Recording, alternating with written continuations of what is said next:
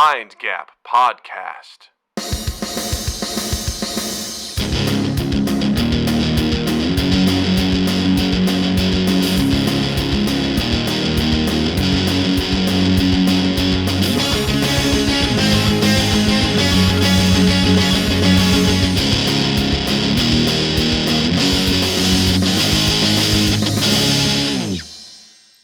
Hey everybody, welcome to Mind Gap Podcast. I'm Doug. I'm Justin. And Jesus Christ, do we have a great guest with us this week. Oh my gosh. Man. An incredible human, incredibly funny, incredibly talented, and just kind-hearted person. Please welcome back after nearly 4 years, Pat Dwyer! Hello! All of them. That air horn was that's just mine. That wasn't even you guys. Also mine. Now, thank you for having me. I really appreciate it. So happy to have you back. We were just talking, the last time you were here was episode 189, 86? 89? It was 29. It was May of 2019. May of 2019. So nearly 4 years ago. How was your pandemic? It went quite well. I think as pandemics go, I didn't lose anyone personally. I suppose is that the way? That's a win. Are these common enough things that we can say now? I don't know. I think so. I mean, why not? Everything's fine, I guess. I don't know. I left the everything I knew is what I did during COVID. Yeah. I took off across the country because what else was going on? Yeah. Is that what? So, yeah, it was pretty fun. I just bought an RV and I left everything I ever bought. I sold it all and I took off with my wife and children. I didn't. Okay, I was going to say, like, sold everything? No, well, I mean, I sold. No. Your women. How much for your women? How much do you want for the women? So, things are going great, you guys. I would highly recommend, if you haven't listened to episode 189, and one of my favorite moments is we get on this kick about Paul Revere, which devolves into talking about bars, which leads into some bit about John Bon Jovi, which oldie but a goodie. Boy, I was listening to a best of randomly. I just caught it in my files. I'm like, oh, listen to this. And I'm like, oh my God, I remember this bit. It just kept going. It was amazing. It was so good. Yeah. And the thing that the listeners and viewers might not know is just the idea that, like, it doesn't stop. Like, that's not where that bit stopped. No. That's where we stopped the recording. Yes. It kept going. It tickled my heart so much. I was like, oh, I remember this. This was so much fun. So we're super pleased to have you back, man. It's great to hear you. It's great to see you. And I want to fill your bucket. All right. Okay. One of our listeners and also one of our folks in our community on our Discord, Jared, he's from Australia. He's a big fan of yours. And he specifically wanted me to tell you this. He said, please tell Pat that he's the best part of the Nate Catanus videos, and that is saying a lot. Oh, wow. Yeah, Australia, represent. Oh, my God. That means the world to me. Holy moly. Yeah. Those Nate Catanus videos could not be more fun. For anybody out there who doesn't know what this is, my friend, whose name is not Nate, but we won't talk about it. He started this bit about a motivational speaker who is just not that at all. He's very demotivational, but not in like in a mean way. He's just like a spoiled, rotten rich kid, and he doesn't know any better. And years ago, he approached me and said, hey, I have these scripts. Would you be interested in checking them out? And like, just tell me what you think about them. And I took them and kind of like made them into something way bigger and wrote characters for him and just was like, I had this idea, and I handed it to him. And he was like, this is really fun. And then he said, would you like to play any of the parts in this thing that you helped write? Because this was way back. We did a shoot that was in a school. It wasn't actually school. It was like a corporate training thing. And I wrote this character named Kevin Kevins, who was just an imbecile. But it was in opposition to his vitriol and his meanness. We wrote this character that was just like blindly kind and like hapless and lovable. And I spent most of the first video just like nodding to everything that he was saying and mouthing along, just to show how, because I became his like assistant as this character, and it just could not be more fun. And it is completely ludicrous and stupid. And we did a shoot recently that he brought, like, he was like, Pat, I want you to, like, as part of this bit, we're going to have you like chug Advil. And I was like, oh, cool. Yeah, that sounds like a great bit. Thinking they were going to bring me not Advil. And then they bought a Costco sized thing of Advil, and I spent the time just going, and your mouth goes numb real fast. And I didn't notice until about halfway through, and I went, on camera, me just like trying to feel my mouth again. Because it turned out it was real Advil. And then afterwards, after we cut, he went, that's real? I'm like, yeah, I got that, man. Thanks. Such a great bit. He's such a wonderful guy, and I could not be more happy to be a part of that. So what's that person's name? Jared. Jared. We're best friends now. That's all I said. Write me. We'll be friends. You and me in Australia. Jared is one of the coolest guys. He's been such a great member of our community for many years now, and he is a lover of all media. It doesn't matter. Yeah. He doesn't judge it. He just wants to go and enjoy it. And I've tried to learn a lot from him, because I used to be really judgmental of things, being like, that's not very good. He's like, why can't we just enjoy it? We don't have to rate it. Just watch it and enjoy it. I'm like, you know what? I need to do more of that. I don't need to be such a dick about it, you know? Yeah. 100%. Although, maybe sometimes a little bit. Avatar could go eat its own ass as far as I'm concerned, Fair enough. Look, some things need to be criticized. Let's just put that out there. There are some things that just beg for it. Yeah. But it's the Tale of Water. Is that what it's called? Tale of Water? I don't know. Something water. Whatever. Way of water. Way of water. The way of water. Way of water. Yeah. This is the way. Well, see you guys later. Visual gags on audio medium, kind of. There's little stairs here. If you guys, that's good. Little stairs. Some people have treadmills. You have little stairs. I like it. Yeah, they don't actually go anywhere. They're just right here. Before we get too far ahead, Pat, I want you to tell everyone about you, where they can find you. Promote your stuff. Promote yourself right now. We'll do it again at the end of the show, but I want to get it up top here. Okay, so I am. Among all other things, I am a professional speaker, and I travel the country and talk to businesses and corporations and associations and conferences and things like that. And I talk about change and innovation and how, like, it's actually not that hard, and we make it really stupid in our brains, and then it gets harder. So I talk a lot about that. I come from an improv background, so we use some of that theory to talk about that, which is really, really fun and a really good time doing that. But the way that people can find me is at patdwyerwastaken.com, because patdwyer.com was taken.com. And so I bought patdwyerwastaken.com, and it's great. You're not wrong. In fact, you won't be able to see this, Pat, but to the folks that are on the stream and on the video, I want to take a quick look at your website, because this is probably one of my favorite websites in existence. And in particular, not only is it just like, it's a well-designed website. There's a lot going on visually in a good way, and it's very engaging. But one of my favorite parts is under the meeting planners section. There's what's the process in bringing Pat to your event? And I want to just, visually show, we've got the call, the date, the consultation, the plan, and then all of the awesomeness. And if you're just listening, I highly recommend you go to patdwyerwastaken.com, go to the meeting planner section and check this out for yourself. But what I love is just the photo of you just slowly approaching a chair, sitting down in that chair, and then laying down in that chair. Like, it's just, it's beautiful. And again, for those just listening, it is a beautiful, rich, dark leather chair that's not reclinable. So the fact that he's laying down on it is just marvelous. And also, I want to say, bold choice to step forward, sitting down, not unbuttoning the top button. And here's why.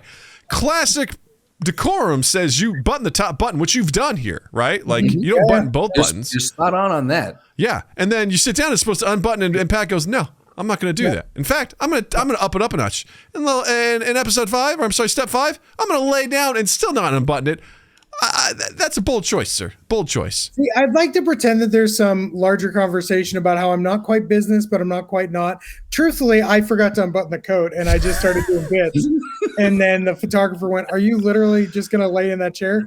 What you don't see from the rest of that shoot is me actively then falling out of the chair as I slipped too far into my back and then fell on the floor, which I have pictures of and are not on the site. I was like, I can see, like, now that you mentioned that, I'm like, oh yeah, I definitely see those are the next steps as Pat slowly going onto the floor. That bit went way too far. It's very good. But you all should check out PatDwyerWasTaken.com. It's a wonderful website.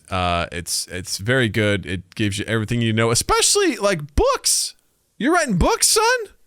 I mean, yeah, I'm working on them. That's awesome. Yeah. I'm working on 2 books right now. Yeah. Actually, technically I'm writing 3 books right now, but the other one's just in its very, very infancy. Very infancy? Very yeah, sure. infancy. It's very infancy. Super duper infancy. These books are going to be great. Yeah. I'm figuring out words as I write them. It's amazing. Me likey word. Program me like you word program and me let it type for me. The books that I've written are I'm in the final process of 2 of them. One is called Thought While Thinking Thoughts About Thoughts, and that is a compilation. I've been spending the last several years writing a single journal sentence a day. I kind of culminate all of my thoughts for the day into one phrase or sentence. Interesting. And or takeaway for my day. And I've taken all of those entries and I've cultivated I think it's about 150 of them, and then I've commented on about 30 of them. Nice. And they're just out there for anybody who might need that, or want that, or care to understand my brain in any way, shape, or form. Yeah, there we go. Doug's on board. And then the other book is called Shelter in a Place That Moves. And that's about the RV trip that I talked about a little bit before, where we traveled the country during the last election. And I was in Alabama during the last election. That was scary for me. It turned out it's wonderful. But that is about the stories of the people that we met and how surprising it was in a world that I've found to be very divisive and angry, and people are fighting each other for the sake of fighting each other. And we found some very rich, beautiful friendships and people and experiences in this world that should have been way scarier than it was. Or turned I'm fascinated by this. It was so cool. So wonderful and deeply cathartic. The whole trip was wonderful. We spent 9 months on the road. So this is a culmination of stories from that adventure. I certainly was not good about keeping a journal on that, but those ideas occasionally showed up. But mostly I was driving. So, you get what you get. Yeah. So yeah, those are the 2 books that are coming out sometime this year. Once the publishing can get done. Please do keep us informed on when those, because we'll let our audience know. Because Doug and I will 100% be buying those. But yeah. I know some people in our audience would be very interested to kind of read what you have to say on My those. wife is an avid book reader, and I mentioned to her tonight on our just over dinner. I was like, "Hey, my buddy Pat, he's coming out with 2 books." She goes, "I want to write 2 books." I was like, "Right?" So I definitely, we'll absolutely pick those up. So definitely keep us in the loop. Like, we want to help support that. You know what? I would think for you two, I could probably send them to you. I think no one else. For you guys, maybe you guys. Yeah. That's very kind of you. But I think this is what great ideas for books. Yeah. And this is amazing. Anyone who even publishes anything, regardless if like 1 million people read it or just one, I'm like, you put it out there and that's awesome. You created something, and I think that's amazing. So congratulations on this. Thanks, and looking forward to seeing these get published, man. That's amazing. I appreciate that very much. Yeah, I'm pretty stoked about it. I think it's going to be well. I mean, it's exciting, but we'll see. We'll see where it goes. Worst comes to worst, it's another thing for a library to hold, so that's fine. Oh, that's awesome. Hey, Benjamin Franklin, you little idiot. I gotta ask about one of my favorite parts on your website is this little button at the bottom of the meeting planners page that just says a stress relieving high five. Yeah. And I was perusing it. I'm like, what is this? And I clicked it, and it was everything that I hoped the page could be. Yep. And it made me wonder, what else? Are there any other Easter eggs or hidden gems that you have to search for that people might not be readily aware of, or that you've hidden so well that when you go and check your analytics, you're like, wow, still no page views on this because I hid it so fucking well? There's a great combination of both of those things. Okay. There's some stuff hidden. I will say that there is some. Because like I have moused my cursor over the entire, like every like row. I'll like bring the cursor just waiting for it to turn into the hand. I want to click on something, Pat. Well, the things that are hidden in would-be Easter eggs are mostly not hidden that well, because I don't want people to go too hard on that thing. It's not fair for anybody. But for you, I might actually go and genuinely hide something. I would love it because there's like, I have no reason to believe you would ever go that deep on it, but in my mind, I'm like, he might though. Yeah, he might. Yeah. That's a fair assessment. Can I ask a question about this? This high five. Obviously, that's your face. Is that your hand? No, certainly not my hand. Yeah, I was like, it doesn't seem like that's your hand. It's totally different lighting. And surprisingly, my wife the other day. It's her hand? No, it's not. Sadly, that would have been a very, very good idea. I should have done that. But she also said to me, she's like, "That's not your hand, right?" I'm like, no, that's not my hand. It's like I photoshopped it in or something. It's not. It's just I put it in there. It doesn't. It's nothing. She's like, "That's dumb." I'm like, "Yeah, no, it's dumb. That's why I did it, because it's super dumb." Yeah, it made me laugh, and I think it'll make one other person laugh. That's amazing. I love it. I love stuff like that. Speaking of like silly stuff, and Pat, one of my favorite memories, because you and I met working at one of the greatest companies ever in existence, SMS Assist. Okay, yeah. Yep. I mean, it's always on the top 100 lists of businesses that existed. Like it's there. 100%. Yeah, it existed. What lists you look? Okay, no, that's fine. Go ahead. Yeah. I mean, it's there on like you can go to any like tax website. It's like, yeah, this business exists. It's there. It's on the list. Yeah, top 100 existing businesses. Fortune 500 considered adding it to the list. Considered. Yeah. For a long time. But it's amazing. Well, because one thing is, I was thinking about this. The guests that we've had on recently have all come from me meeting them at SMS Assist, and I'm just really? Yeah. I'm like, I think he left before you got there. But Omari Brown was a guy I worked with, and he's an assistant producer on Late Night with Stephen Colbert. So like the Late Show. Cool. Yeah. Amazing human being. Matt Baker, another guy I think that left before you got there, but like he's like filmmaker, rapper, like all this other stuff. Like I've met some of the coolest people at this really strange organization. Just the strangest place on earth. That's a tough moniker to put on. I don't think that's entirely true, but goddamn, is it weird? I don't think it's entirely wrong. Yeah. It's a little bit of Land of Misfit Toys. Very much so. But I remember meeting you, and I was like, oh, I like this guy. Like right out of the gate, I was like, he and I are cut from the same cloth. Like this is a cool dude. And I remember specifically one of the things I was doing is I was making a video for an HR thing, and it was about reasonable accommodations at work. And I tapped you and I said, hey, I want you to do examples of like what are reasonable accommodations and what are unreasonable accommodations. And I was filming it, and you did like, it was like 2 normal ones. You're like, hi, yeah, can I get like a gelled keyboard pad? Because I have carpal tunnel. It's like, ding, reasonable accommodation. It's like, I've got a really bad back. Can I have a standing desk? It's like, ding, reasonable accommodation. And then you're like, can I get a new manager? Because mine looks like Angela Lansbury.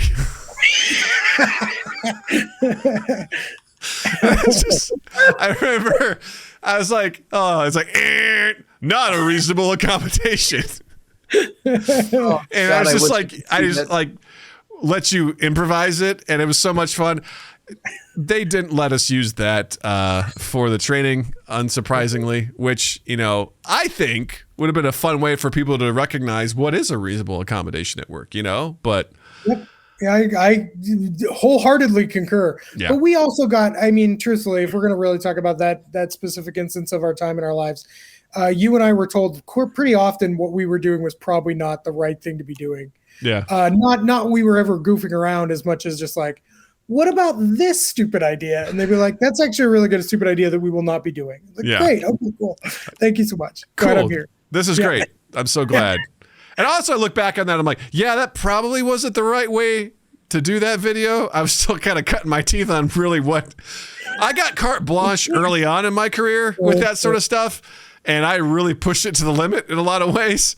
And I probably needed to do that. But I look back, I'm like, woof, look at these videos. I still have a lot of them. I'm like, woof. I'll never forget when you started sending me those. You're like, here's a new one I did. And I would every single time my response to him would be, what is your job? I don't understand what you're allowed. This would never fly at my 9 to 5. What the hell job do you work at? Yeah. Fair. So I was like, listen, at the very least, they're fun. Yes, they were. People were listening. At the end of the day, people were listening. Yeah, I did what I could. I had fun with where I could, and when I injected probably a little bit too much of myself into the workplace, and I've definitely pulled back a lot since then. So that's really the workplace's problem, because you're a delight. And, thank you so much, and you are as well. More you in the world, my friend. Come on now. God help you all. More practical Dougs who hate onions. Doug onions, as we will now refer to it. Super mega loathe onions. I got a random question for you, Pat. Do you play Dungeons and Dragons at all? Do I play Dungeons and Dragons? Or have you? I have not. I would love to, which sounds like such an interesting answer, because that's not normally what I imagine people to say. I think when COVID started happening, a lot of my friends were like, oh, we play Dungeons and Dragons. It's so cool. And I was either driving across the country or I was dealing with my small children, trying to keep them alive. So I just didn't put the time to learning or partaking in Dungeons and Dragons, but it sounds delightful. Justin, do you think he's like a perfect fit for it or what? Yep. Yep. Are you inviting me to something fun? It just dawned on me now. I'm running Justin's very first adventure. Like, Justin's never played before, so I'm DMing not a campaign, just like a long adventure with him and a couple other newbies. And I was just thinking, I'm like, man, it'd be really great to have. We'll call it a one-shot plus. Yeah, that's very generous. A one-shot's supposed to be something you do in one session, and I'm like, oh yeah, so we just finished up part 6 this past weekend. Still going strong. We just got to like the meat of the story. So oh wow, okay. But I was just thinking, I was like, man, it'd be fun to have you come in and do like a guest spot, like just like a guest character, and like I bet you would absolutely kill it with some of that stuff. That'd be so much fun. I would adore that. I would like to request Lady Bard. No, let's not do that. How about Dragon Bard? No, okay, no, that's not going to do it. What about Dwarf Bard? No, I don't. Okay, we'll workshop it. We'll figure it out. But we'll yeah, I'm on it out. board. Anytime, man. Anytime. I think it'd be fun to have you come in and be like a guest character during this. I think that would be very, very interesting. Gummy bear. Stray gummy bear? Yeah, gummy bear from the Disney vehicle. Oh, sure, yeah. Okay. Yeah. I thought you meant like just like a lost gummy, like a stray gummy bear, one you find under like the seat of the car. Also, I'd be down for that. And I was like, I don't know that, but I like this. Yeah. As long as I can bounce, perhaps here, perhaps there, perhaps everywhere, I'm fine. Really, I mean, it's at least in the same kind of genre, like non-medieval, right? So true.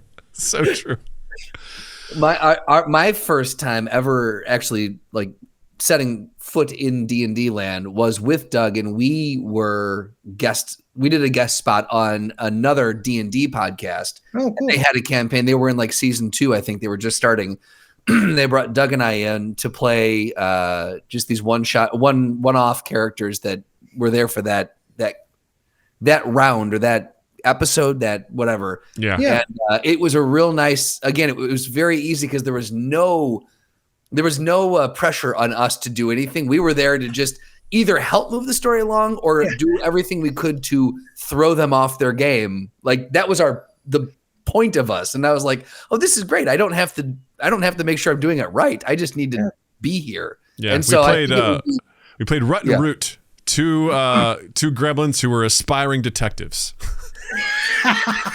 Okay, please, can we please make this happen? I don't care you can give me any character, I will play it. I just want to that would be amazing. Honestly, I think our group would love to have Pat come in. 100%. I'm like Leroy Jenkins, but that's okay. Let's just we can Leroy Jenkins it. That'd be fun, Oh man, I'm gonna think on that, and I'll see because I'm also recording these like to then be released.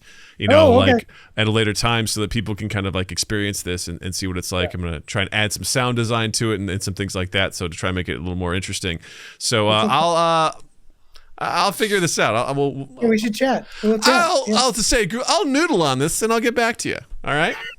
Don't noodle too hard. It's going to get messy. Yeah. It always does.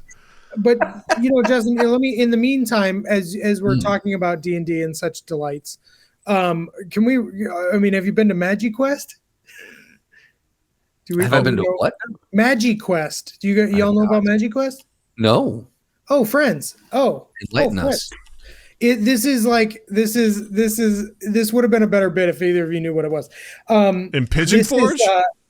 What? Is this in Pigeon Forge? I mean, it might as well be. It's either there or it's in the Dells. I'm not sure, but it's like it's supposed to be a live role playing thing. They give you a wand and you walk around and like put spells on things and then things come alive.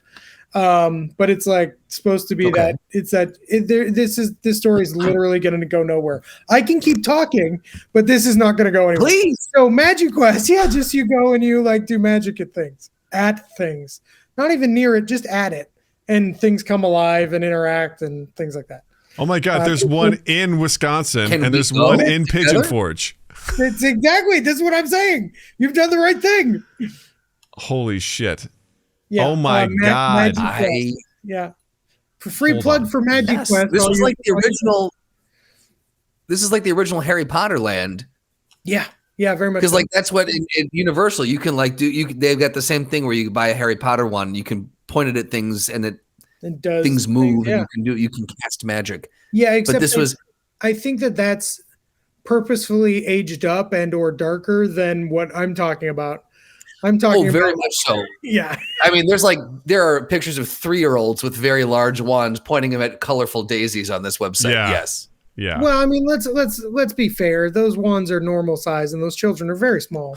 They're halflings, They're halflings. Yeah. They're halflings. Anyways, that was a great story. I'm glad we took all the time with these people who are tuned in. I think I saw wands like that at the Pleasure Chest one time. I don't know. I mean, those look suspect. I don't know about this. What is this place? He said you're playing that off like you don't have one in your room with you right now. Right? Yeah. He saw one, quote unquote. Yeah, we get it. Yeah. I saw one while I was buying it. I saw one, I saw one. I was at the Pleasure Chest and I bought it and then I used it and then I returned it. But I didn't clean it. Refurbished. Come down to the Pleasure Chest. Get your refurbished dildos. Guess what? It's worth it. You want cheap? I got you covered. Half price. You just put it in the microwave. Everything's fine. Nuke it. Just nuke it. It nukes all the bad stuff. It's all good. It'd be great. Oh man, where did we go? I don't know, man, but I'm not mad about it. So, boy, everybody dies. Am I right? Like, it happens. What a man! segue. Hold on. What a segue. That deserves the old segue sound we used to use. That is classic Doug segue right there. Everybody dies. Whoa. Everybody dies. Everybody dies. Speaking of stiff bodies, hey, everybody died. There you go. Hey, I don't need help. I'm good. I got this. Okay, all right. fine. Sorry, my apologies. Sledgehammer to the wall. I took us to the next room. We're forging ahead. Okay. I took it to the next room. I got us to the next room. Now let's play. So yeah. Justin currently, if you don't know, is up in Michigan now. He's no longer in the Chicago area. He's actually moved. So he and I are we are no longer next to each other, which is a shame. But the internet keeps us close together. But while Justin was up in his neck of the woods, he came across, wow, Justin just did a grabby thing. I love it. Justin, you're talking about how there's this old ass cemetery by where you live. Tell Pat and I a little bit about that. So yes, wife and I just bought a house, and I took a walk around the neighborhood, and there's a cemetery nearby, and I was walking by it, and I was noticing the dates on these headstones, and apparently this is one of the older cemeteries in the area, and earliest date that I've seen so far in the tombstones or the headstones I've looked at is 1836 is the earliest one that I've seen. And it got me to thinking, when's the last time someone came and visited whomever is buried in that grave? And I was like, this seems like a lot of wasted, and they're all from like the mid to late 1800s. And I'm like, this is generations have passed, generations after generations. And I would say pretty confidently, I'll lay some money down on the fact that no one's visited these graves, truly visited them, like to lay roses and to pay homage and, like talk to their great-great-grandfather or whatever it may be. It seems like a big, big waste of space to me. And so that brought this thought up, and I brought it up to Doug, and we wanted to get your take on it. Sure. I understand the concept that you've purchased a lot of land and people die. And in death, you want to be comfortable. So you get a nice cushion-lined coffin, maybe silk inside, and you get all, dolled up, and because why, right? You got the snack pouch, You got this, yeah, exactly. They put a little Gushers pack with you in case you get, packish on your trip. No, but like, so you've purchased this land. Someone purchased this, and it's their plot of land. But if no one's coming to see you, why the fuck do you like? What good is it doing? So my question is, cemeteries. What would your solution be to cemeteries? Like, do you think that people bought them, they should stay there, or do you think very much like a copyright? After 100 years, they go back. That land goes back into public domain. And then you can do whatever you want with it. I like that those are the only two solutions. That's it. This is very A or B here, Pat. Either you dig them up or you keep them there. That's right. That's how it's going to go. It's funny. Like the part of me really wants to dissect this and really go into it. Do it. Versus because I think that what we're experiencing right now with what we're talking about, like there are historic cemeteries in the United States, right? And I think the 1800s is still kind of in that middle ground between is it historical or not? But I know that from one of my friends who when I worked in Chicago at SMS Assist, I took the train back and forth every day from Wisconsin when we had moved up there before I was still at the job, and I was taking the train back and forth like a few hours a day. And one of the people that I rode the train with was I want to say it's like anthropologist sort of, but it's for exhumed bodies. Oh. So, and pottery and things like that. So yeah, creep. So she would help on construction projects to like get the remains out of there, and stuff like that, which is, or like decide if it was a site that they couldn't dig on, I guess is like the best way to put it. And so while that would have been older, I know that there are construction sites in most cases have to hire people to come and survey the area for bodies and for historical record and things like that. So part of me is like, well, I get if we were to move them, which I'm all for, honestly, we would have to do it in a way that is scientific and respectful and accurate and things like that. I mean, I'm not a fan of burying bodies. Like the Vikings had it right. Send them out to sea, light those asses on fire. Let's just see what happens. My mother is a great example. This is a true story, friends. My mother said to me, Patrick, when I die, I want you to cremate me. I want you to put me in an urn that is biodegradable. I want you to take a cruise, and I want you to huck me off the side of it. The word huck in that context was fantastic to me. And I love your mother. Yeah, you gotta huck your body out the side of a cruise ship. So my wife and I currently have this running bit of like, we both will be cremated because we don't want to take up that space. And it's really a belief system too. Like, do you need your body? Do you not? Like the Egyptians had a very different, the ancient Egyptians had a very not Egyptians in general. I don't know enough of them to say like, are you still into this?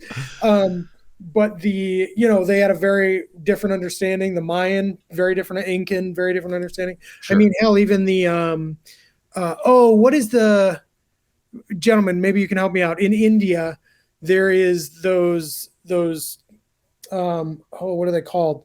They're like stacks and stacks and stacks of bodies, like for like towers of bodies. And I think it's in India. It might be somewhere else. It's like it's massive towers of bodies, and they allow them to decompose. It might not be in India. Dakma or funerary tower. Yeah, I believe so. 200-year-old Dakma or funerary tower is located deep within a 54-acre forest where the bodies of deceased Zoroastrians are placed and exposed for scavenger birds. Oh wait, yeah, this is in Mumbai, India. Yeah. The Tower of Silence? I believe so. Yep. I think that's what I'm talking about. I think that's what it's called. You know what my favorite thing about this was? I typed in towers of bodies and I typed in India, and it's like Indiana. Oh God, Indiana. Look, they've got their own towers of bodies, but for it's a different kind of thing. But I find like there's a beauty in it, but I also think like there's part of me. So I mean, we can even talk about like the larger conversation of like, who is that for? That's not necessarily for the people who died. It's for the grieving process of the people who remain. So once they have left, if that isn't passed down, if that tradition isn't generations later, like I've never went and visited my great-great-grandparents. I think when I was very young, I knew when I was very, very young, I knew my great-grandmother on my dad's side. And like, I think we went and visited her grave once when I was a little kid, but I've never been back since then. Like I say 2-3 generations passed, and does anyone really visit? Is anyone still there? I would also argue to some extent, depending on the person, it also may be for the person who dies because of their legacy or their ego. As far as I want someone to remember me. I need to be remembered. I need someone to come and visit me, whatever. And I'm with you, Pat. I'm like, fucking burn me up. And I want this to be the least expensive funeral. Like, I don't want... You don't need to do that shit. Like the idea of like, look at this beautiful lacquered wooden chest that we're gonna lock your body in, that we've disemboweled. We sucked out all the juices. There's a husk of you that we're gonna put in there, in this super cozy thing. We're gonna lock it up, and then we're gonna dig a hole. We're gonna bury you in it.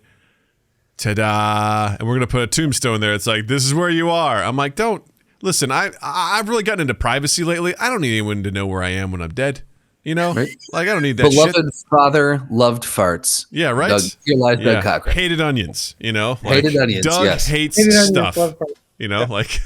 Right. It's your theme song just plays every time someone steps on your grave. Yeah. Actually, I'd be down for that. That'd be and some sort of hologram. Yeah. Hey there. Hey there, guys. Yeah. How are you? Whatever it is. Justin, play my theme song in case Pat hasn't heard it before, because I think stuff is stupid, stuff is dumb. Doug hates stuff. That's accurate. I appreciate that theme song because it's pretty on the nose. Yeah. Well, I mean, the other thing too is like the concept of what like, I mean, okay, let's go back to the beginning of COVID, when there were just people all over the world literally just piling up. What do you do with that? At a certain point, it's like, we can't deal with this in the way. I mean, it reminds me of, 14, when did Columbus come? 1492? Okay, so 1491, I think, is the name of the book, and it's about Native American advancements and Native people's advancements in the Americas prior to the arrival of Europeans, and talking about the decimation of that population. I mean, New England's a great example. To my understanding, there were upwards of 100 million Native Americans living in that area, and within 4 years, they died. And there were upwards, I think there were only like 30,000 left or something like that, something insane.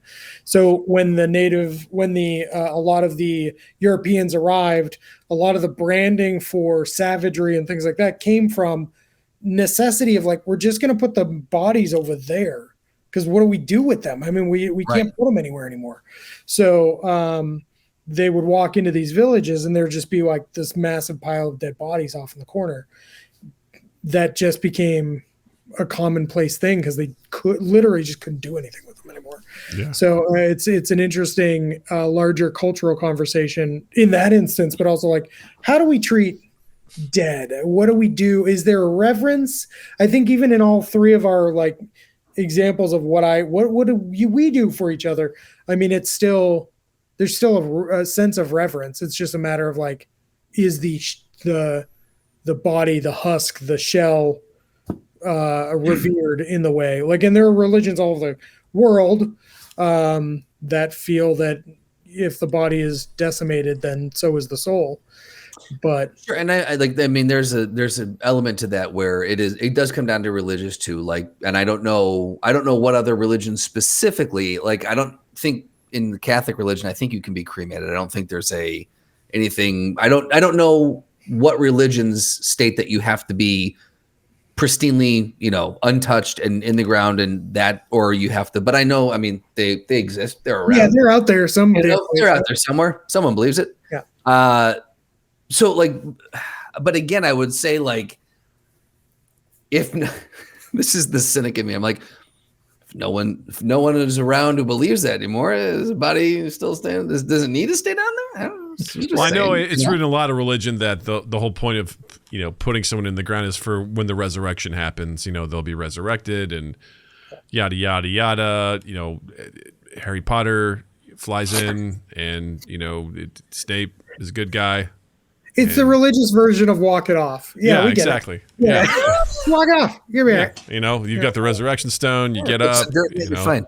Yeah. The lady's like, Voldemort's like, is Harry dead? And she's like, no. She's like, is my son alive? She's like, yeah. She's like, yeah, he's dead. And they go back to Hogwarts, and then he's actually alive. Voldemort's mad, and then there's Nagini. Did we change topics? Do I need to do that bell again? That sort of stuff. So I'm just saying, like, I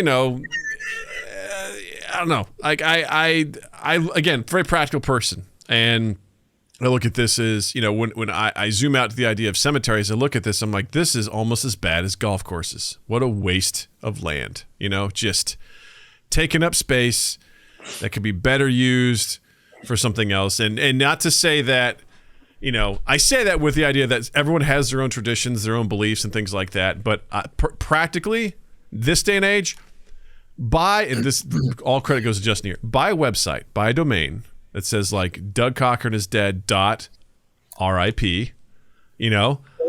Justin very well with that, and fill that web page, pay for that domain on a yearly basis, fill it with photos, stories, comments. Like, that can be your memorial of this person, as opposed to like, they're in the ground right there. I know, because there's a stone that says that's where they are.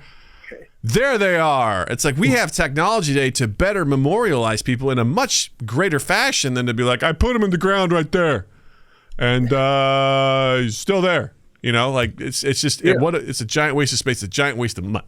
Oh boy, that's some barbecue talking right there. You were a bit of a Klimt, as they say. Like, a bit of save yourself some money. Like, we don't need to be doing this. We don't need to be.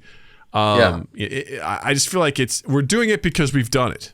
It's a classic tradition, and I love to break classic traditions in the sense of we just mindlessly do it because we've mindlessly done it. Like what else can we do that's better and more efficient and saves us some money?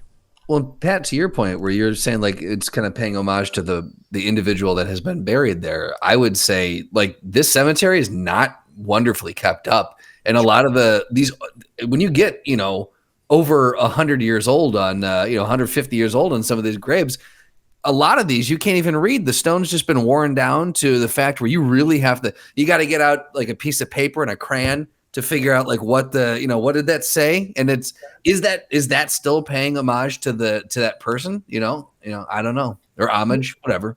Yeah, I don't know. I mean, I'm sure there's eventually there will be some business that cleans up a lot of that stuff and these answers, I guess, because I think like we're going to run out of land eventually. We're going to run out of water. We're going to run out of all these things. Yeah. Honestly, I mean, if we're going to really go down that path, I mean, burning anything right now is probably not a great idea. No, that's fair. That's fair. We got more things to. Then let's do the sky burial.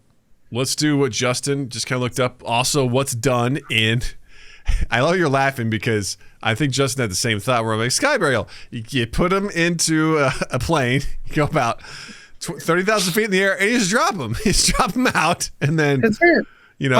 I'm actually laughing because I thought you said sky bear, and I immediately thought of like a trebuchet, and you thrust someone's body towards the sky bear, and the bear decimates and consumes it, and then that we don't have to worry about it anymore. That's why I was like, oh, that's a funny idea. I like a sky bear.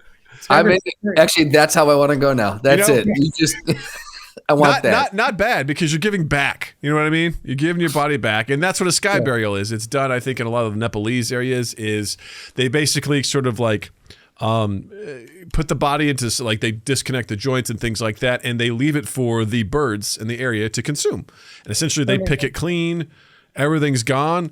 It's like, yeah, like what? Because there has to be a system for the bodies, right? Because you just can't let them pile up. That's how disease spreads and all that other stuff. So yeah, have a system for it, but also like the idea of preserving somebody. And I think you at the very beginning you touched on something like a lot of that stuff. The funeral is for the people that are still alive. They need to mourn.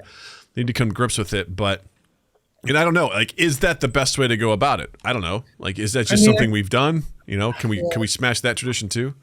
We are. I think this really speaks less to the tradition and less to those who are left behind. For me, it speaks a lot to human exceptionalism and believing that we are not part of the circle of life or nature or anything like that. I mean, the thing I like about the Nepalese example is that we are actively returning to, my daughter. These things come up, right? And I've got an 8-year-old, and she was like, "What happens when you die?" And I was like, "Beats the shit out of me. I don't know. I haven't done it yet. I don't know." As far as Peter Pan is concerned, it's an awfully big adventure. So I'm not sure, but I do know, for me, anyways, that like, does your consciousness go anywhere? I couldn't tell you. I don't know. I would like to believe that some semblance of something at least contributes to something else, but I do know that my molecules will be redistributed throughout the cosmos, and that's great. I mean, what's that statistic? Something about like you're made up of a star, at least half of a star or something like that. Like, your body is comprised of these types of elements and these things that are out in the universe, and you are part of a much bigger thing. But we as humans look at it and go, well, I've mastered my Earth, so right. But us. It's like, what's the point of that? Like, just wasted space. You're keeping yourself from the decomposition process. It's like, that doesn't, we are part of nature, and we need to, once we can finally get our brains around that, maybe we can save what we have left. I mean, such a good point, man. Like, I know there's like a lot of accounts out there. One in particular, like Nature is Metal.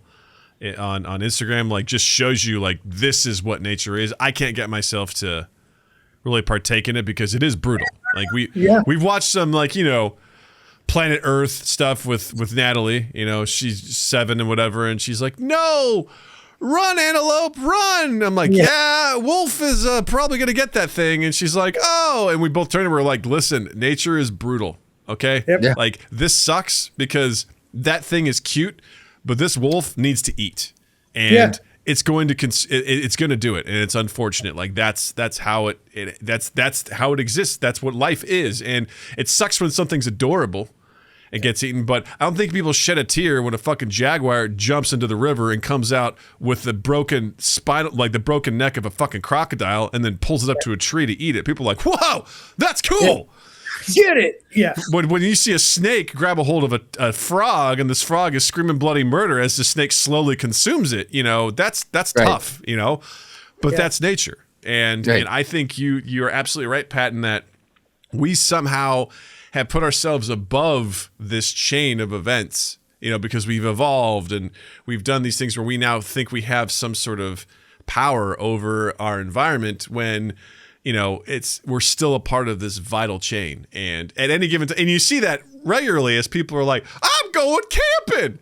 And they go out into the woods and a fucking bear eats them. And they're like, oh my God, can you believe it? I'm like, yeah, fucking bears live out there, dude. Sure can. Yeah, absolutely. Like, it's going to happen. Like coyotes roam in my detention pond behind my house. Like, shit can happen, and you don't want it to. And you don't live in the woods. No, I don't. And they just come roaming by. It's like, so it's one of those things where I think that's such a great point in that we've convinced ourselves that, probably through generations of religion and whatever else, the idea that, God has chosen us and God has created us and, we're above these other things. And so we have to do these things that are different. But man, you made such a great point that I'm like, yeah, no. We're just another part of this ecosystem, We're just a little cog in a big wheel. Mm-hmm. Well, I mean, we have all of these systems that show us this over and over again. I mean, capitalism, great example of this. If you don't survive, you die. And then what happens? All of your workers, all of your resources, it goes back into the larger whole. Yep. So I'm not one to mince words about capitalism being good or bad or whatever it is, as much as saying, like, when I meet somebody who says, oh, the business goes out, that all those restaurants, they went out of business during COVID, isn't that sad? I was like, that's the system. That's how this works. They weren't the top of the food chain, they die. Unfortunately, to be part of the food chain, you have to do some pretty shitty stuff, but welcome to humanity, friends. That's such a good point. Like Natalie, she's just now really gotten into video games and arcades. And there was this place. Buddy, you did it. I know. I won. You got her there. Won. Dude, literally 10 minutes before I got on here, I got this new game on my computer. It's called Borrow Trauma. And it's essentially a kind of a terrifying game where you man a submarine in the oceans of Jupiter. And creatures will attack you. And it's horrifying. And she comes running up to me. She's like, Dad, do you have to go do your podcast right away? I'm like, well, I got a few minutes. Why? She goes, do you want to play the sub game? And I'm like, I don't have time for that because we gotta go out there, we gotta undock, and then we gotta navigate through these icy oceans, and probably creatures are gonna attack us. And then when they do, we gotta fix the hull, otherwise we flood and we die. Like, anything's possible. But anyway, I say all that today that just literally like a 2-minute drive away, and Seth is just trying to chat who played with me. He goes, I burned the engine down on accident playing that game. Well, all right. Well, he's saying they're running a sub right now. Oh, really? Shit. All right. Well, pulling double duty. Watching the stream on a submarine. That's impressive. God damn it. You are on the sub. Damn it. Anyway. Focus, Doug. Focus. Doug's like, we're done. I want to be on the sub too. All right. Focus. We're focusing. Doug just leaves and it's just like, oh no. Just cut to me like, sonar's going crazy up the starboard bow. So there was this arcade called Fun Zone that's in a strip mall right by my house. And I would drive by it all the time. I'm like, oh my God. Like when Natalie gets older, she'll probably like that. Pandemic hits, that place just gets wiped off the map because how's that going to survive? No one's going anywhere. No one's going to be in an arcade, and it's fucking gone. And the sign is still up there because no one's taken over the space. And we drive by it, and Natalie sometimes be like, Dad, why did Fun Zone have to close? I'm like, well, here's how business works. And I explained it to her. Economics 101 lesson. Exactly. And she goes, oh, I'm so sad about it. I'm like, yeah, it's fucking unfortunate because now we have to drive 30 minutes to get you to a goddamn place that has laser tag and video games. But, it is what it is. But it's the same thing with that. It's luck. It's just the kind of industry that you're in that, takes a shit on you. I mean, AI is creeping in on a lot of people's work. Justin and I talk about that at length. It's a hot thing in our Discord, which, by the way, you can join. Check out the link in the description down below. It's a hot thing. People are always talking about AI, how it's doing it. I actually saw for the first time how AI could affect my job just the other day. I'm an instructional designer. I design trading for people to use in training. And Microsoft, which is also an organization that has invested heavily into OpenAI, posted something about an update that they are adding to PowerPoint where they have a little chat box and you could type in what you want to do your presentation about. And it will populate slides for you. And you can go into a slide and be like, this is pretty text heavy, make it more visually appealing, and it will adjust the slide for you, put the heavy stuff into the instructor notes and add animations automatically for you. And I was like, oh shit, I don't like building presentations. So I'm like, great. But I was like, that was the first time. Cause I'm always like, AI is awesome. It's making things more efficient. I'm like, but I've also said with the full caveat, I'm like, AI has never encroached. Technology has not encroached on my job as of yet. So I might change my tune when that happens. And this is the first time where I was like, that's fucking cool. Also, that could be a big the technology taking over people's jobs. Like we talk about this a lot. We hear it. Especially now we're hearing a ton about it, right? Excuse me. That this has been going on for eons. I mean, there was a guy who was like, I push carts around, and then they're like, here's a wheel. And he's like, crap. So these things. And I think the problem right now is that it's so much faster. Yes. And our world is so much faster, and there's just going to be a lot of people that we're going to have to make accommodations for in a world that, at least our world is 3 American dingbats. We're in a system that it is weakness to help another person. So, and then the American dream is predicated upon one person winning and everyone else being a part of that journey for them. So I think that we're going to be forced into a place where we have to change our systems, and it's kind of exciting. I mean, I know that it is scary for people because people don't like change, but I think honestly, I could only see it being really interesting. It's going to suck hard for a while, but I think ultimately it's going to be really cool. I mean, I keep thinking, what's that? There's a Matt Damon movie where he's got a robot body and Elysium. Yeah. So that's my worst case scenario of water's gone, everybody's upset, and it's the haves and the have-nots have gotten so disparate that it just can't find its way in. Yeah. But the one thing that I know about humanity, and this is me talking real out of turn here, and I apologize for anybody who's listening who knows way the fuck more about this than I do, but people get angry, and when they get angry, they revolt. And there is a revolution, and that happens in the animal world, and it happens in our world. So people were saying to me early on, what about Trump? What about, before? What about Obama? People get mad, they rally, and they fight. And that's what they do. I mean, the January 6th thing, as crazy as that is, and I am in no way supporting that. I want to be very, very clear that I am against what happened there. But there's a beauty in people getting angry, even if they're racist fucking assholes. But no, I'm not supporting racism. Okay. Also, let me just be very clear. Let's just think about the idea of what happened and not why. And then, there's a beauty in people coming together, is what I'm saying. Even if they are broken and they all come together and find each other in very stupid circumstances, there is a beauty to people seeing their circumstances and standing up for themselves. And I think that that's really kind of cool. as much as that instance is fucked up. I mean, even there were people in the French Revolution who were like, this is completely fucked up.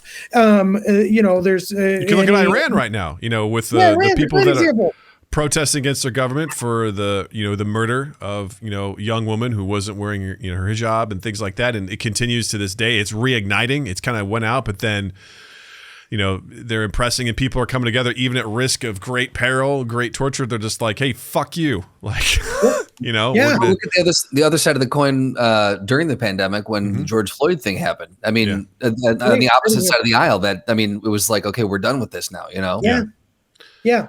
I mean, there's if anyone hasn't read the book Cast, I absolutely suggest that you do so. I don't remember who wrote it right now. It's an excellent book. It's about race disparity in America and disparity in America. It's awesome.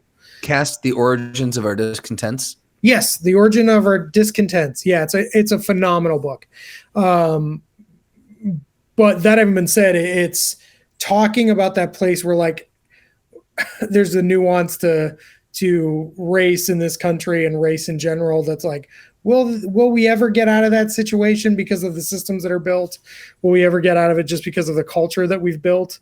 And eons and eons of stupidity. And I really want that to happen, but we do need to get angrier. We just need to get angry, and eventually we'll stop electing people who are above the retirement age and we'll figure it out. But that is something that Doug and I have talked about off mic ad nauseum. I'm going to talk about it right now. If we have a retirement age because people are enfeebled, why in the heck's name do we? I mean, I understand they have experience. I get that. I understand that. Plenty of people have experience. No. Yeah, I'm in full. And if we have a floor, there should be a ceiling. You have to be at least this age to run for president. Then you have to be at least under this age to hold that office too. Like there absolutely needs to be a cap on both sides. And if I lose one job because of this conversation, I'm okay with that. I'm going to say that right now. Like the system needs to change, and I hope that the generation below us, because we are wasted space, gentlemen, the generation below us gets that done. Yeah. I look at my niece and I have hope. Oh yeah, but so did the last niece. Your nephew, when you were a nephew, they had hope about that shit too. Yeah, and look, we're wasting damn space, you guys. That's what I'm saying. Real quick, I want to make sure that we coin this now. We're going to be an improv troupe called Three American Dingbats. So you said that earlier. Perfect also improv would name. work as a ska band or oh my god, great ska band. Yeah. Well, I think it's time to move on to our final segment. You got the questions, we got the answers. All you do is ask. Practical.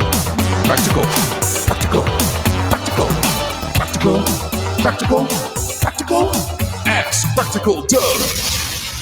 It's got a real Janet Jackson vibe about it. Really like. I'm not mad about it either. Thank you, and you're welcome. Yeah. For those of you who have never been here before for an Ask Practical Doug segment, and for those who have been here before, welcome back. Ask Practical Doug. Practical Doug is a tiny Doug who lives inside of Larger Doug and guides Larger Doug in all of life's journeys, all of its quandaries, all of its mysteries. If you have a question that you would like answered, you can ask Practical Doug by either joining us live on Tuesdays at 7 p.m. Central, right here on YouTube. You can ask in the chat. On any social media, you can mention us and then hashtag Ask Practical Doug, or you can join our Discord where there is a specific Ask Practical Doug channel that you can put those in there. And if you're really lucky, you might get it answered live to tape on our show. Okay, So today's Practical Doug, we've got two that share the same DNA, okay? So they're cousins that kiss. They are. We got two kissing cousin Ask Practical Dougs. Doug, is it okay to kiss your cousin? Please tell. Well, it depends. How hot are they? And also, are they stuck? Because that makes a big difference too. Are they stuck? Yeah, are they stuck? Anyway, so Ask Practical Doug. So from Twitter. Somebody needs to say this is fucking gross. User Zach's Jerry Ring says, let's say hypothetically, a guy is traveling with his wife and her wheelchair has a loose bolt. The man does not have his tools, so he goes to the store with his wife and tightens one bolt with a wrench off the shelf. He then puts the wrench back on the shelf and leaves. Is this stealing? And before you answer that question, let me ask the second one, and then we can dissect both of them. So this one comes from our Aussie buddy, Jared. So when I was a kid, my friend and I were really into Star Wars Episode 1 pod racing on N64. Then we found out that there was a cheat code for, is it Sebula, Doug? Sebulba. Whatever. I'm sorry, cover your ears, Pat. Get out of here. What is happening? This was such a good point. You're like, come on. It's Episode 1. I don't care. In some magazine at the news at the news agent. So we went and we copied the code since we didn't need the whole magazine. Apparently someone spotted us, called my mom, who lectured me about stealing, made me rip up the cheat code. Was this stealing? So again, two very share similar DNA. Now, Doug, Practical Doug, let's start with you, then we'll move on to Practical Pat, which actually works way better. It does. It's got that sweet, sweet alliteration. Yeah, I'd say because I have finding like what is piracy is to me also the debate about what is a sport. It's very nuanced. It's very interesting. A lot of times things can fit into a one-size-fit-all answer, but that's not always the case. So the way I look at this is the first one, on a very, very, very technical level, it is kind of stealing, right? Because you're using a tool that you don't own from a store to fix something, right? Because I think that's different than if you're just like walking down the street, you're like, shit, this broke. And you're like, hey, does anyone have a wrench or something? Someone's like, yeah, I got one. You borrow it and you give it back. No big deal, right? So it is a little bit, but it's just such a minor infraction, right? Mm-hmm. It's such a minor infraction because that wrench still has value. It's still like, it still can serve a purpose. And you could say that, I don't know. I guess that's kind of like a roundabout way is like, in a minor level, it is stealing, but it's a minor infraction. The second one is stealing because that code has a purpose that is to unlock something in a game, and it's in a magazine. It has value that you are circumventing the purpose of purchasing the magazine to get something to then use to your benefit, if that makes sense. Let me ask a caveat on that. Let's do it. Real quick, before we kick it over to Pat in the field. So if, let's say hypothetically, Jared was at this newsstand, he was just thumbing through the magazine, casually just kind of looking at it, saw the code, photographic memory, remembered it, didn't copy it down, just happened across it, and then remembered it and used it. Is that stealing? I'd also argue that's stealing as well. Just because he remembered it. Mm-hmm. Okay.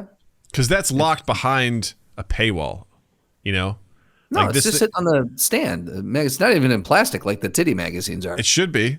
How do you know that wasn't in a titty magazine? That's Star Wars Episode 1, man. They promoted that shit everywhere, That's true. That's fair. What an interesting ad.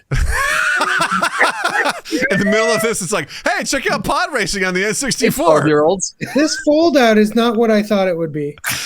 Well, I guess, wow, now this is pod racing, Right. That's the Thank you, Maxim. All right, Pat, what do you think on these two? Yeah, what do you think? So I'm going to take a slightly. This is very technical, and this is why this is me being a real superior liberal ass nerd. Let's talk about that. So, Citizens United. Shall we talk about Citizens United for a minute? Which makes corporations people in the view of the law. So if Doug can walk down the street and ask very casually for somebody to borrow a wrench, and they go, yeah, sure. And that's an easy exchange to make, right? Mm-hmm. There's no intention. There's no use outside of what you need to borrow it for. You need to use it. If it does not damage that product, you borrow it. Mm-hmm. I mean, I don't think like and also who's gonna like listen, person in wheelchair, get out of here. Like that's not gonna happen. I don't have a ramp for a reason. Get the fuck out. How'd you get in here? There's stairs only. What are you, a wizard? But if corporations are people, could I not borrow something for a one-off use as long as it isn't damaged or hurt? Because if it was damaged or hurt and it was a person, I would replace it. Mm-hmm. I would purchase it from them and I would take over that ownership. Mm-hmm. So part of me feels like maybe it's not stealing. I can understand why it would be stealing under you know, what we know, but like I don't know, if they're gonna fuck me, I'm fucking back. I don't give a shit. I'm talking about corporations. I'm not talking about people in wheelchairs. Sure. Understood. Also, not talking about cousins either. So just to be clear. Definitely not cousins, because that's how far removed. Never mind. Yeah. Listen. Regarding the magazine, I have to agree with Doug. I think that you know, the innocence of a child, was it purposeful? Was it malicious? No, certainly not. Did they find a cheat code within the cheat code of life? Yes, they did. And they may in that way. Is that wrong? If we're all competitive animals and that's our predestination is to be competitive, maybe that person did the right thing. Mm-hmm. Jared, in this case. Yeah, Jared, good for you, man. Steal away. Good on you, mate. But you know, I mean, these are all moral questions, and can you answer a moral question with a moral answer if you have the same code of conduct? Yes. And that's it. Yes, I mean, yeah, technically you can, because the masses dictate that stuff. Right? I would say, adding to what you said, Pat, because taking that code and using it does damage the product if we're taking that same logic, because the product of that magazine is, if you buy this, in here is a passcode to unlock a special character. And if you just go and take that and then use it and don't buy it, like you've devalued that to some degree. How much? Debatable, right? But you devalue the magazine. Do you devalue the game that was giving it away as a promotion? No. Right. They got what they needed out of that. Right. But you are devaluing the magazine. Whereas in the previous... You didn't really steal. You cheated the magazine out of a sale. If you had stolen the magazine, that'd be stealing from the vendor, the newsstand. But also, isn't this an issue of like how they're displayed and how they're protected and how... Like these are all social constructs. Like we know we're supposed to go into a store. We know we're supposed to buy something. Right. But if it's available, how is it not a library? Pat is either a chaotic good or a chaotic neutral character. That's I am chaotic good all day long. In fact, one of my speeches is called Chaotic Good. Let's talk about that. No, let's not talk about that. Give us the speech starting at the beginning. Go. Check out PatDwyersTaken.com and book a meeting to learn about why chaos is good. You know, learn more about it. Right. At PatDwyersTaken.com. Chaotic goodness. Let's get it. I would probably lean towards the man with the tool in the store. I understand where you're coming from, where it's like, I don't know. It's interesting because it is like you're stealing the use of that thing. Like the thing is meant to be purchased to be used. And in both instances, you are using it for free. So is it something that is meant to be purchased, you're using it for free? I would argue that just in my gut, it doesn't feel like, it's not like, I'll say this, it's not like he brought a pile of lumber into the store and used a miter saw to like, you know what I mean? Like he didn't make a whole bunch of angled cuts then to go back and start putting up crown molding in his kitchen. Like, right. I feel like that would be stealing. Whereas this is like, I'm just going to tighten this bolt real quick and now we're good to go. You know? Yeah.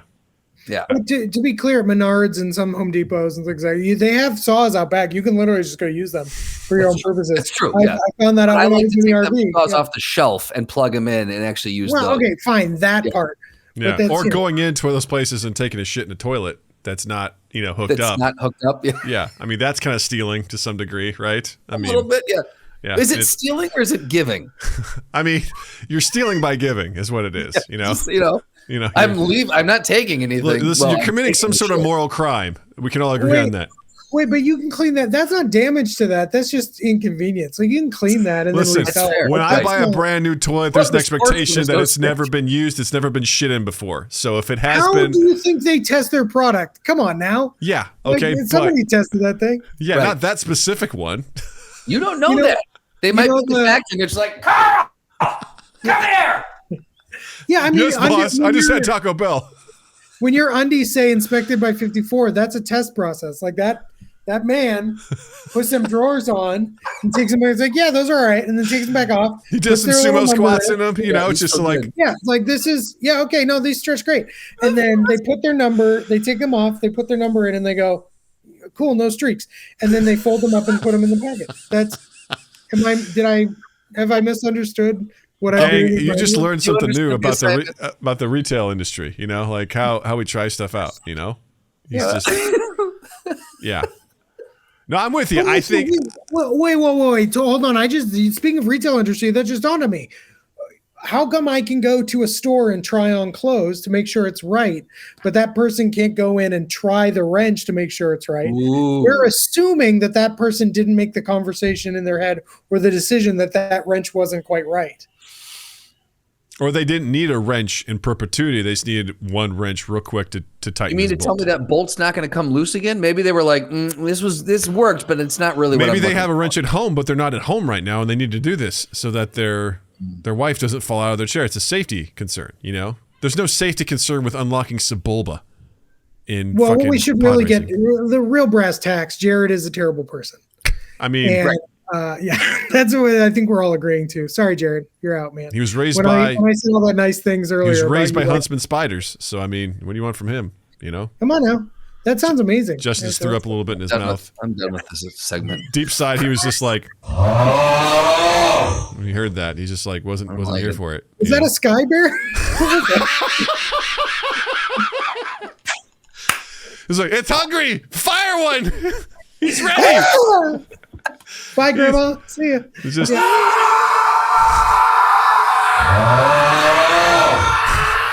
Man, it's just layers on layers on layers. I like Nice. it. You're right. Also, sky bears. Just to go back to that real quick. To my understanding, they have their tummies have different pictures on them, and then they get really excited, and their rainbows come out of they eat people, and then the rainbows. Bear stare. Yeah. Oh dear Is God. that right? That's right. I think that's right. Well, that was Ask Practical Doug. Another successful one. I think we got to the bottom of it. I am very satisfied. So it felt good. So now we're going to move on to the last part here, which is recommendations. Pat, this is the part of the show where we offer everyone an opportunity. Like if you've read something, if you watched something, if you've played something, anything like that you've consumed that you think someone should check out, even if it's your own stuff, by all means, just say, hey, what would you recommend people to check out, you know, right now, based on your opinion? Well, for starters, I would definitely recommend that people check out PatDwyerWasTaken.com because I have to do is gratuitous self-plug. Otherwise, the book that we talked about before, Cast, is absolutely spectacular. And I think it will really change the way that a lot of people look at race relations in general, if nothing more. And there is a lot more to that. I would like to also plug, we were talking about this before we started recording. Guys, Guardians of the Galaxy at Epcot is maybe the best ride ever. Y'all got to go on it. I mean, somebody has it's an experience. It's not just a ride, it's an experience. And if there's the crowning achievement of my speaking career if anyone ever makes me an honorary Imagineer, I don't even know if that's a thing. I will quit my job. I will just stop doing it because I will have peaked. Like there will be nothing left to do because that is just the jam. But the only other thing I can recommend is PatDwyerWasTaken.com. Visit it, join it, act like a dummy with me. It'll be really fun. Fantastic. I love it. Justin, what do you got to recommend this week? I'm going to recommend on Apple TV Plus Shrinking, which is Bill Lawrence and of Scrubs and Ted Lasso fame. has created this with Brett Goldstein, who plays Roy Kent on Ted Lasso, and Jason Segel, who stars in this. So Jason Segel, Kristen Miller, Jessica Williams, Harrison Ford, big because Harrison Ford really doesn't do TV, and they convinced him to do this, and it is just marvelous. It is about a therapist who is he is hit a midlife crisis breaking point because he lost his wife, and he needs to figure out how to come back into the real world and continue being a therapist for other people while dealing with his own problems. And it is equal parts hysterical and heartbreaking and touchy-feely warm. It hits all the right notes, and I really enjoyed it. Zach Braff actually directed episode 8, I think, which was kind of cool. Neat. Bill Lawrence keeps bringing back these people that he works well with. But it shares a DNA with Ted Lasso in that it hits all the right feels. So I think they really struck some real good chords with this. Shrinking on Apple TV Plus. Check it out. Doug, what do you got? Nice. If you're looking for a laugh, I recommend Burt Kreischer's new 1-hour comedy special on Netflix called Razzle Dazzle. I love Burt Kreischer. He's a real fun guy. I love him on so many podcasts. This one in particular is fun because most of it, honestly, it's like 2 or 3 stories is all it is. And they're great stories. They're phenomenal stories. And Burt knows how to tell a story. And they're very good. They're very fun. And he's a delight. So that's available now on Netflix. Go check it out. Burt Kreischer, Razzle Dazzle. Very good stuff. Razzle Dazzle. So that's it for us for this week. Don't forget, if you enjoyed yourself and you're watching us on YouTube, hit the like button, hit the subscribe button. If you're looking to check out our Discord, the link is in the description. If you're looking to support us, free, like and subscribe, that's huge. That doesn't cost you anything. If you'd like to send some money our way, check out our merch at redbubble.com. And also you can check out our Patreon at patreon.com/mindgappodcast. We live stream the podcast on Tuesdays, and I also host a video game stream live on Fridays at 8 p.m. Central. Although I don't think I'll be doing one this week because I'm getting ready to go out of town, so I may not have time to do one this Friday. And there also won't be a podcast next week because I'll be out of town. So sorry. I'll see you when I get back. But be sure to check us out on all of our social media at MindGap Podcast, and be sure to check out Justin as well. On Instagram at Justin_Michael, spelled Mikel. It's the fun way of spelling it. And while you're in the online realm, check us out on all the places where you can find and consume quality podcasts. You'll be able to find and consume us. And then 2east8th.com and 2east8th on all social media. And then also keep an eye on loveandimprovfilm.com and Love and Improv Film on Instagram. Fantastic. And one more time, Pat, where can people find you? PatDwyerWasTaken.com. Beautiful. That's what we love. If they don't remember that, I don't know what's going to help. That's right. Yeah, you've done it. You've done your job. It's beautiful because this, you know how people do like kidnapping binders? That's the whole new thing now. This website can serve not only as your business, but also as your kidnapping binder. So it's PatDwyerWasTaken.com. Help me. Pat, thank you so much for being back here. We love you so much, and it's been such a delight chatting with you again. Thank you for having me, friends. I really appreciate it very much. Absolutely. And we promise it won't be 4 years before you come back. It'll be much, much sooner. 5? Oh, sooner. Okay, great. Yeah, no, it's great. Fantastic. So with that, I'll say, Pat, thank you. Thank you very much. And I'll say, Justin, thank you. Douglas, thank you. Chat, thank you. And listeners, thank you. And you all have a dandy fucking week. Mind Gap Podcast.